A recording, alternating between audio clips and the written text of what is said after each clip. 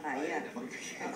Roma, dyan ka lang at kasama din natin ngayong hapon si Attorney Kirsten Velasquez para sagutin ang mga katanungan mo. Good afternoon. Good afternoon. Good afternoon po, Okay. Attorney. Okay.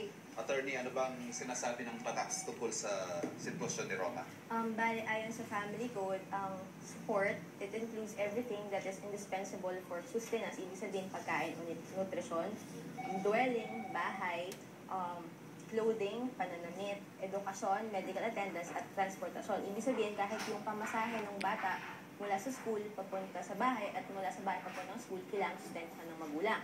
Ayon din sa batas, ang mga magulang ay kailangang suportahan ng kanilang mga anak, whether it is they are legitimate or illegitimate, at ang mag-asawa ay may obligasyon na suportahan ang isa't isa. So, Attorney, paano na mapipilit ni... O paano siya makukompel?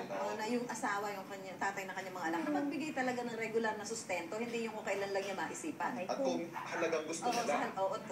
Kung hindi makuha sa magandang usapan, pwede kang, actually may dalawang remedies si Roma. Pwede siya mag-file ng civil case, which is saying petition for support.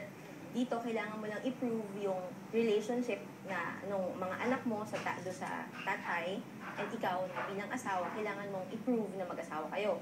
Ngayon, kapag nag-order ang court na magbigay, for example, in-order ng court yung asawa mo na magbigay ng, for example, 5,000 pesos monthly, hindi siya fixed.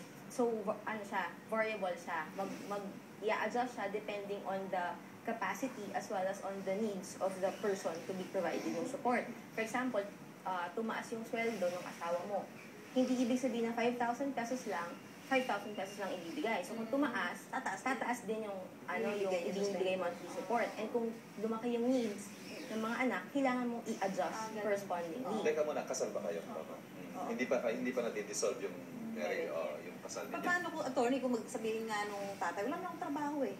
Yun, kung wala siya, hindi mo siya makakompel. Kasi depende talaga sa capacity nung tatay. Pero kung based sa sinabi niya na meron, pwede mo siyang i-compel. Meron din isang criminal case na pwede mong i-file, which is yung violation of RA 9262, which is yung anti-violence against women and their children. Yun naman, makukompel yung asawa na, makukulong nga lang yung asawa. Tapos, may i-order din siya ng court na magbayad ng 100,000 pesos to 300,000 pesos. Pero, i-take into consideration natin doon sa 6 years na pwedeng makulong yung asawa mo, hindi ka makakakuha ng sustento for 6 years kasi based pa din ulit sa capacity. Attorney, itong mga binabanggit ninyo, ito yung mga nakasulat sa batas. Pero sa totoong buhay, pwede ba itong i-implement? Kung nasa batas yung una lang, yung kahit yung civil case, yung paghahabol ng pwede kasi civil case. makukontem siya kasi kung hindi niya susundin yung in-order ng court, pwede siyang maano ng contempt. Pero kung sa totoong buhay, talagang mahirap habulin, lalo na kung ang daming dahilan kung bakit niya ayaw magbigay. Pero kahit na may iba siyang anak, hindi pa rin reason yon para sabihin na hindi wala akong pera. Kasi illegitimate yung anak niya sa kanya at mag-asawa pa din sila. Ikaw, Roma, anong balak mo ngayon? Yun lang naman po yung suporta lang. Wala na akong handa ka na siya. Suhan siya, ganyan, para makumpet na lang. Okay, so... Si Mister siguro, appeal lang sa pagkalalaki mo. Oo, tatlo yung anak di ba? Tatlo yung anak mo. Tatlo yung anak, kawawa naman. naman. Sana yung parang nililimusan mo lang yung pamilya mo. Okay. So, siguro pwede ko nang umaksyon dyan, Roma. Yun yung pwede mong gawin kung talagang hindi mo papakiusapan, di ba? Pero sana mapag-usapan yun na lang. Matagal na nga akong pinag-uusapan Kaya lang hanggang usap lang. Tapos pag andyan na, wala na. Makukulong pa lang. Legal action na po talaga. Legal action na lang. Kasi ilang years na po 5 years na po yun. Oo.